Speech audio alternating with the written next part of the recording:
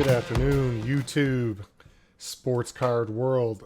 This is Larry with Something Sports Cards, bringing you today something I like to call Follow the Card. I like to follow influencers and see the cards as they post. I like these guys that go to the shows. In particular, this is coming from Roth Cards, so we're going to follow this R.J. Barrett card here. He purchased these in, I can't remember if it was Chantilly, it says right there, yeah. The Chantilly show, and the RJ card kind of caught my eye in particular because I'm a Knicks fan, and Flawless are just beautiful cards. Not sure what he paid for these cards. I did send a message trying to ask him, is what he bought them for, what he sold them for. Didn't expect he didn't answer, and that's fine. It's their privacy, their right. But let's just take a peek at this card here. We're going to go to Terapeak Research. A lot of people go off eBay comps, and they only show the last 90 days.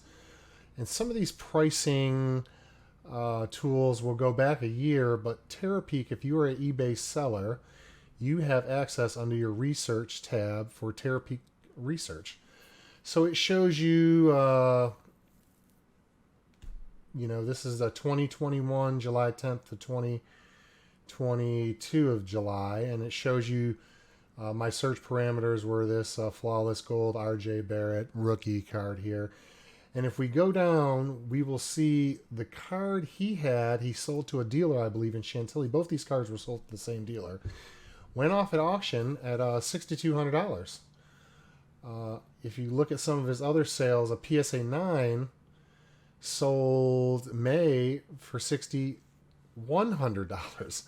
So you have a PSA 9 selling for 61 and a raw selling for 62. Not really sure what's going on with that, but and down here you have another example. The 7 of 10 sold for 26 in March. The 7 of 10 again sold for 22 in April, and that's about it. Not really sure how this card tracked from 2600 raw graded PSA 9 6100 to another raw doing 6200.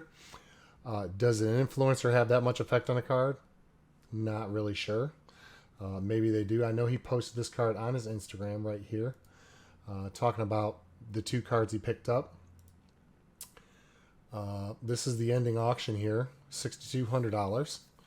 And I like to go in and I look at the bid history. So this auction in particular had a strong, what I call a strong bidder history. You have a 1 down here, but for the most part, the feedback on all this card, as far as bidders go, 6,000 feedback, 211 feedback. I'm assuming these are real people, not bots or not shilling. Of course, it could be, but this card sold for $6,200.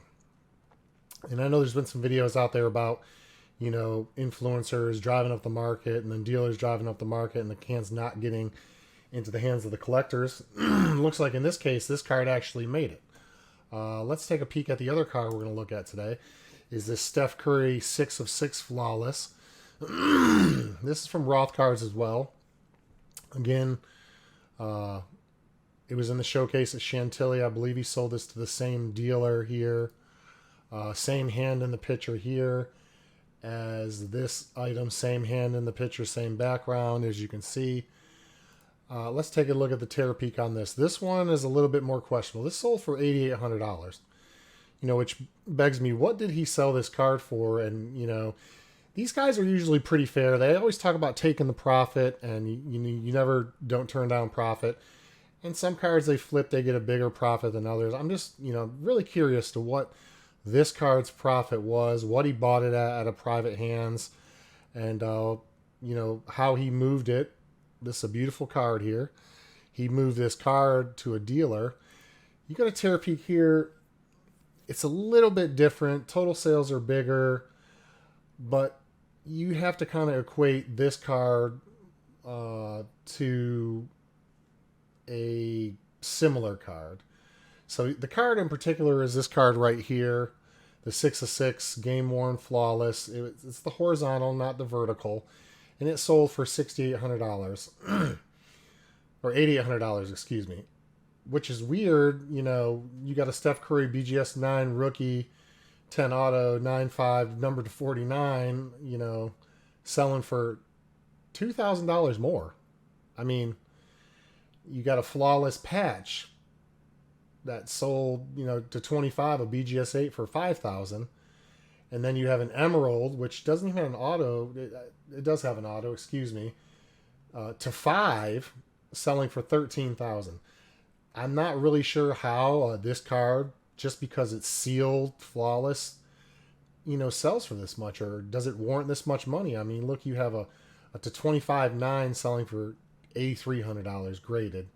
You can scroll down the list and look here. Jumbo on card autograph 4 of 10, sold 2016-17, sold for $5,500. So it's just real curious to me. I guess the question is, can influencer really, move the market, or were these just time right? Or, we look at this card, beautiful card. Like I said, nothing wrong with, what these guys are buying and selling. They're big into sealed flawless. If you watch their videos, sealed this, sealed this, sealed this. Beautiful card, beautiful patch, beautiful autograph. But the bid history on this one's a little bit more sketchy.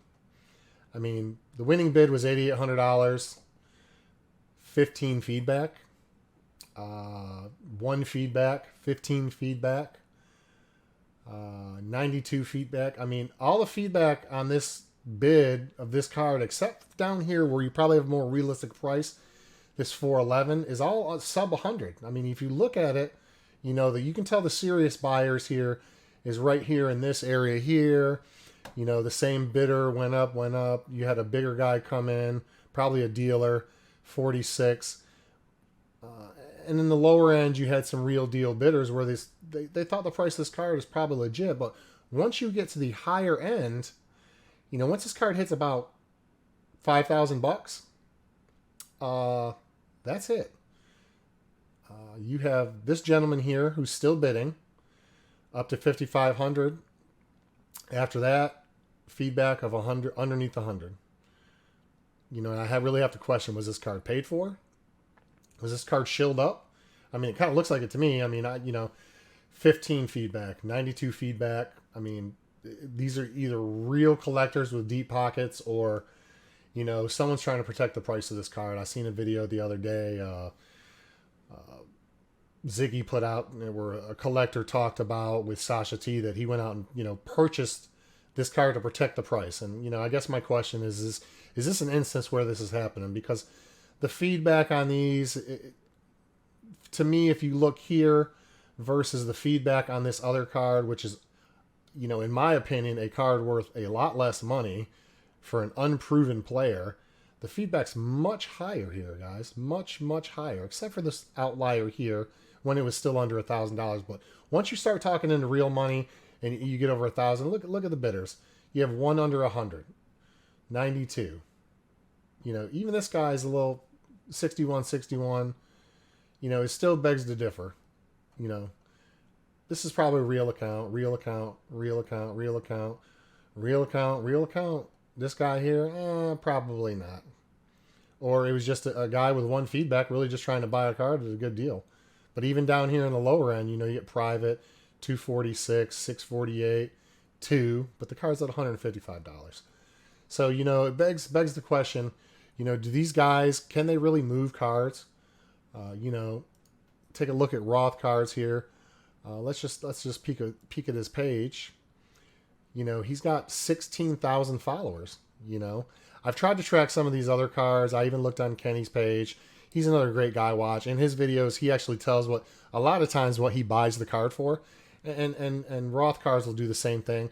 Rarely when they do big cards do they ever tell you what they sold them for or what they were into them for. They just said, big pickup here, great deals.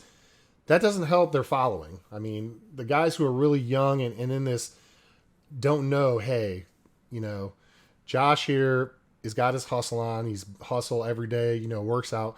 Great guy, great to little kids, great at shows. But, is he into this card for $2,000, $3,000? Was he into these two cards for $3,000, $4,000 total? What did he move them at? I'd like to see a little bit more transparency in that. When these guys go out and really show, you know, the audience, hey, there's wins and there's losses. Show me some big wins, you know, show some big losses, you know, be a little bit more truthful, open and honest. Say, hey, this is what I paid for these cards. You know, Steph Curry card, gorgeous card, you know, absolutely gorgeous card. Filthy in my opinion with the patch, the auto number /6. Great shot of him, but there's just no way, you know, I can justify paying the sealed card for $8,800 when you have a rookie auto, you know, season update rookie, you know, selling for $2,200 more, you know, or, you know, you go down and look at some of these other earlier ones, 2015 flawless, $7,500, a one of one earlier year Steph Curry Panini flawless, one of one, sold for $1,300 less. You know, what's really going on? And I've noticed this trend that, you know, these gentlemen are buying sealed. I mean, does the little sticker on here, you know, let's go back here. Does this little sticker, you know, it was still touched by human hands to be put in the one touch. I mean, does this make it that much more valuable? I don't think so. I think sending it to a PSA or Beckett or SGC, getting it encapsulated and properly protected, probably with a high grade, makes it more valuable. Absolutely. But just because this sticker is on it, some people have that mode of sealed. All right, guys. So let me know what your thoughts are. First of all, I just want to say no knock to these guys. Great hustle. I love young people that have the entrepreneurial spirit, that go out there, they hustle, they make their money. Good for them. They've made the network to buy these cards, find these cards. They started at the bottom. Now they're here. That's great. My biggest questions are, you know, do they influence the market in a way where these cards are shown, then they end up on eBay and these prices start to spike higher because, you know, buy flawless, buy sealed, buy this. They promote what they're buying and that's their strategy. And I love it and I appreciate the hustle. But if you look at the data and the stuff I just showed, you know, especially with Steph Curry, you know, he has graded cards from earlier years, one on one, selling for less than this sealed 6 of 6 card sold for. You know, what does that really say? Is this a real collector? And the bid list. Some of these bids are, you know, when I looked at the bids, you know, the bid history, especially on the Steph Curry card, it's under 100. Under 100 feedback. 1, 15, 92, 15, 92, 15, 92. Is this card just getting pumped up? I don't know. I know shill bidding happens, you know, and like I said, I don't have anything against, you know, Roth cards, Kenny Fornos. Actually, I love watching their videos. I love their energy. I love their hustle. Great young guys, great entrepreneurs. They're really nice to kids. They help kids out. They show kids how to make deals, which is fantastic. But sometimes I think that they don't know how far their influence really reaches, and things like this can happen. Biggest questions. What did you pay for the card? Show us. What did you sell it for? What did that dealer buy these cards for? You know, then we have an idea. This dealer, he sells them. You know, how much of a step up did he make? It got into collectors' hands if the purchases went through, which is absolutely wonderful. Don't think anyone's paying these prices to resell. It's probably a Steph Curry lover, RJ Barrett lover. You know, I'd love to own a card like that someday. Just not in my budget. That's just not where I play. I play in a much lower end. But hey, like I said, like, comment, subscribe, give me some feedback. Tell me what you guys think. Let me know your thoughts in the comments, and we'll see you next time for another video. Happy collecting.